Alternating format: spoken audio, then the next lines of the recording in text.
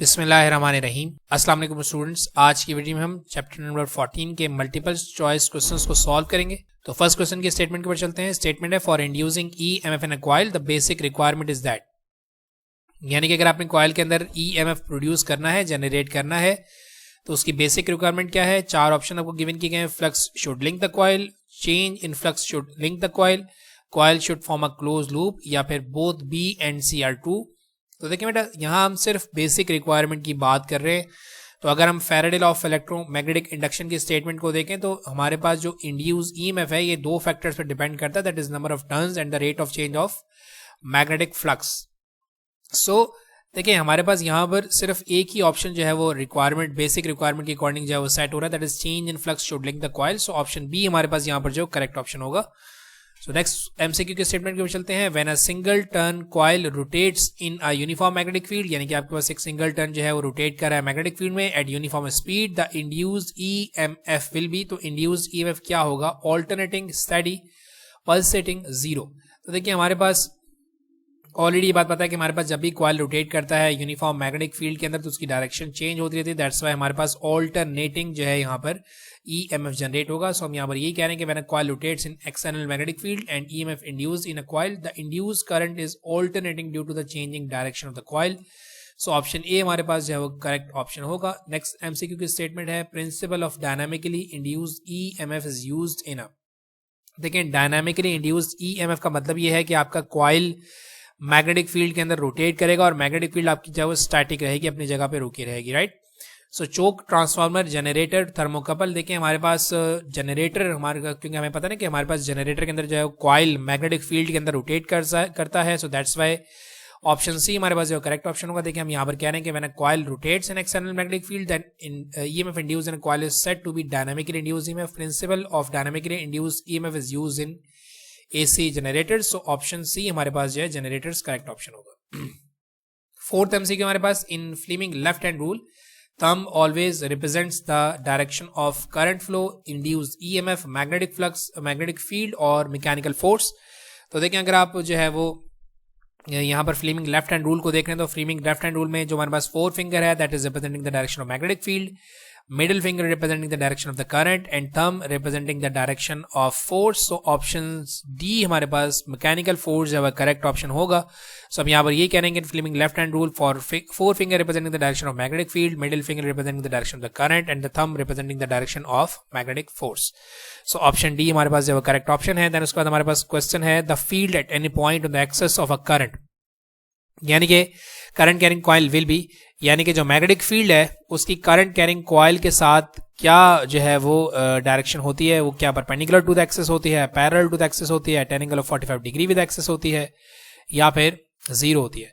तो देखिए, यहाँ हमारे पास जो है ये होती है पैरेलल टू द एक्सेस। ये आपको मैं एक जस्ट डायग्राम दिखा रहा हूँ। जिसमें हमारे पास जो है वो कॉम्प्लिकेशंस मतलब बहुत ज़्यादा है इसमें, तो मैं आपको जस्ट ये बता रहा हूँ। देखें, अगर आपकी ये लेट करें कि करंट की डायरेक्शन क्लॉकवाइज, ये एंटी क्लॉकवाइज, हम क्लॉकवाइज डायरेक्शन सपोज कर लें, तो करंट की डायरेक्शन हमारे पास इस वाले फ्रेगमेंट के लिए ये होगी, और ये वाले हमारे पास अगर डायरेक्शन, तो यहाँ पर हमारे पास जो है वो डायरेक्शन इस तरह से होगी, राइट। और मैग्नेटिक फील्ड की हमारे पास डायरेक्शन जो है वो इस तरह से है, फॉरवर्ड डायरेक्शन में, राइट। सो अगर आप इस करंट को इसके कंपोनेंट्स के अंदर रिजॉल्व करते हैं तो आप ये देखते हैं कि हमारे पास जो है वो कंपोनेंट्स, करंट के जो कंपोनेंट्स हैं वो मैग्नेटिक फील्ड की डायरेक्शन के अंदर होते हैं, यानी कि पैरेलल होते हैं। सो ऑप्शन बी हमारे पास यहाँ पर करेक्ट ऑप्शन होगा, that is parallel to the axis, right. Then हमारे पास है when coil is rotated in magnetic field the induced current in it, यानी कि अगर आपके पास कॉइल जो है मैग्नेटिक फील्ड में रोटेट कर रहा है तो उसके अंदर जो इंड्यूस्ड ईएमएफ होता है क्या वो कंटिन्यूसली चेंज करता है, सेम रहता है, जीरो हो जाता है, या बिकम मैक्सिमम हो जाता है। तो देखें, हम जब तक हमने ये पढ़ा according to Faraday law of electromagnetic induction, जब तक आपका मैग्नेटिक फ्लक्स चेंज होता रहेगा तब तक आपके पास जो है वो इंड्यूस ईएमएफ जनरेट होता रहेगा, यानी कि हमारे पास इंड्यूस करंट भी जनरेट होता रहेगा। देखिए, हम यहाँ पर यही कह रहे हैं that EMF produce in AC generator is given as Emax equals to NWAB, right. और अगर हम यहाँ पर अकॉर्डिंग टू ओहम लॉ की बात करें तो I equals to E divide by R, तो यहाँ अगर हम लोग जो है वो ई की वैल्यू पुट करें that is NWAB N omega A B, ये बेसिकली हमारे पास एंगुलर वेलोसिटी है। सो देखिए, हम यहाँ पर ये कह रहे हैं कि above relation shows that the current induce in a coil is continuously changing. हमारे पास यहाँ पर जो करंट है ये मुस्तकिल तौर पर चेंज होता रहेगा जब तक हमारे पास कॉइल मैग्नेटिक फील्ड में रोटेट करेगा, बिकॉज हमें पता है कि जब तक हमारे पास मैग्नेटिक फील्ड रोटेट करेगी हमारे पास इंड्यूस ईएमएफ जनरेट होता रहेगा, और अगर आपके पास ईएमएफ जनरेट होता रहेगा तो हमारे पास जो है वो इंड्यूस करंट प्रोड्यूस होता रहेगा, राइट। नेक्स्ट क्वेश्चन के तो ऑप्शन ए हमारे पास करेक्ट ऑप्शन है। नेक्स्ट हमारे पास MCQ and AC generator increasing the number of turns in the coil, क्या करेगा, decrease electromotive force remain same, increase electromotive force become zero. तो देखिए हम ऑलरेडी अभी फॉर्मूला डिस्कस करके आए हैं दैट हमारे पास मैक्सिमम ईएमएफ का फॉर्मूला होता है NWAB। सो अगर आप नंबर ऑफ टर्न्स बढ़ाएंगे तो हमें ये नजर आ रहा है कि हमारे पास जो ऑल्टरनेटिंग करंट के अंदर इलेक्ट्रोमोटिव फोर्स का जो मैग्नीट्यूड है वो बढ़ जाएगा। सो ऑप्शन सी हमारे पास जो करेक्ट ऑप्शन है that increase the electromotive force. 8 question हमारे पास है the device in which induce EMF is statically induce EMF is, यानी कि हमारे पास एक ऐसी कौन सी डिवाइस है जिसमें हमारे पास जो ईएमएफ वो स्टैटिकली इंड्यूस है। देखिए स्टैटिकली इंड्यूस का मतलब ये है कि आपका मैग्नेटिक फ्लक्स चेंज हो रहा है, यानी कि आपकी मैग्नेटिक फील्ड जो है वो मूव कर रही है जबकि आपका कॉइल जो है वो स्टैटिक है, that is called the statically induced EMF. तो देखिए हमारे पास है ट्रांसफॉर्मर, एसी जनरेटर, ऑल्टरनेटर और डायनामो। तो देखिए ट्रांसफॉर्मर में पता नहीं कि हमारे पास सॉफ्ट आयरन कोर होते हैं जिसके अंदर हमारे पास जो मैग्नेटिक फ्लक्स जो है वो आपके प्राइमरी जो है वो कॉइल से सेकेंडरी कॉइल के अंदर शिफ्ट हो रहा होता है, यानी कि हमारे पास magnetic field magnetic flux change हो रहा था जबकि आपका कॉइल अपनी जगह के ऊपर स्टैटिक रहता है। सो if the magnetic field is changing and the coil is static, then EMF induced in the coil is called the statically induced EMF. So transformer is the device in which EMF induced is said to be statically induced EMF. So option A हमारे पास जो correct option होगा। Next हमारे पास MCQ है, what is the coefficient of mutual inductance, ये of है। when the magnetic flux changes by 2 exponent -2 Weber, then change in current is 0.01 ampere। यानी कि आपने coefficient of mutual inductance यहाँ पर कैलकुलेट करना है। आपके पास आंसर है 2 हेनरी, 3 हेनरी, 1.2 हेनरी और 0।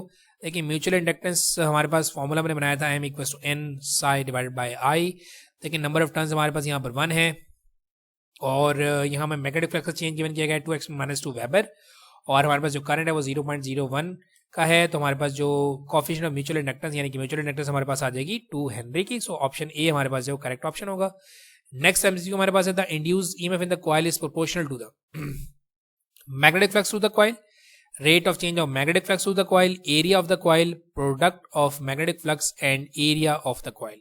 देखिए आपके पास जो इंड्यूस ईएमएफ होता है कॉइल के अंदर वो किस फैक्टर के ऊपर डिपेंड करता है। तो देखिए हमने यहाँ पर Faraday law of electromagnetic induction को काफी दफा डिस्कस किया हुआ है that Faraday law of electromagnetic induction के अकॉर्डिंग हमारे पास ईएमएफ जो है वो बेसिकली रिलेट करता है rate of change of magnetic flux through the coil से। सो ऑप्शन बी हमारे पास यहाँ पर जो है वो करेक्ट ऑप्शन होगा, राइट। देन हमारे पास 11th MCQ in coil current changes from 2 ampere to 4 ampere, यानी कि आपके पास करंट जो है वो 2 एम्पियर से 4 एम्पियर पर चेंज हो रहा है 0.5 सेकंड में। If the average induced EMF is 8 volts then coefficient of self inductance, तो आपने सेल्फ इंडक्टेंस को कैलकुलेट करना है। तो सेल्फ इंडक्टेंस का फॉर्मूला हम लोगों ने बनाया हुआ है टॉपिक्स के अंदर, दैट इज आंसर आपके पास हो सकता है 0.2 हेनरी, 0.1 हेनरी, 0.8 हेनरी और 0.04 हेनरी। सो यहाँ पर हमारे पास जो है वो according to Faraday law of electromagnetic induction हम लोगों ने जो है वो ये सेल्फ इंडक्टेंस का फॉर्मूला हमारे पास। सो सेल्फ इंडक्टेंस अगर हमें कैलकुलेट करना है तो हमारे पास फॉर्मूला क्या हो जाएगा, देखिए हम इसको जो है वो रीअरेंज कर लेंगे। सो L = 8 हमारे पास है वोल्टेज, देन हमारे पास जो टाइम गिवन किया गया 0.05 सेकंड का है और हमारे पास जो करंट का चेंज है वो कितना है 2 एम्पियर का। सो हमारे पास जो सेल्फ इंडक्टेंस आ जाएगी वो आएगी 0.2 हेनरी की, यानी कि हमारे पास ऑप्शन ए जो है वो करेक्ट ऑप्शन है। देन उसके बाद हमारे पास which of the following quantities remains constant in step up transformer. Step up transformer में कौन सी क्वांटिटीज सेम रहती हैं, करंट चेंज होता है, वोल्टेज चेंज होता है, पावर सेम रह सकती है, हीट भी हमारे पास जो हीट लॉसेस भी होता है। सो यहाँ हम ये कह रहे हैं कि पावर हमारे पास जो है वो सेम रहती है, power of the transformer remain same in step up transformer, that is because power का हमारे पास फॉर्मूला होता है करंट इनटू वोल्टेज, राइट। सो हम कहते हैं कि ट्रांसफार्मर की एफिशिएंसी 100% है तो हम लोग जो है वो इनपुट पावर को आउटपुट पावर के बराबर करते हैं, दैट्स व्हाई हम कहते हैं कि पावर हमारे पास जो है कांस्टेंट है। So option C is our correct option.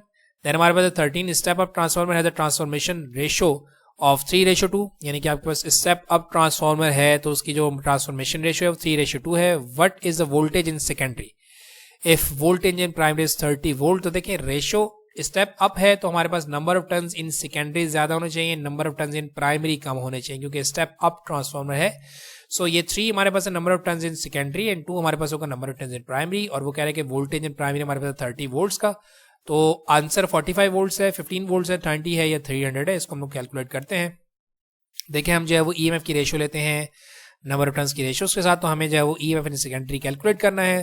तो EP को मैं वहाँ शिफ्ट करवा दूंगा, राइट। तो 30 इंटू, देखिए मैंने आपको कहा ना number of turns in secondary ज्यादा होना चाहिए। सो 3 हमारे पास जो number of turns in secondary होगा, 2 हमारे पास होगा number of turns in primary.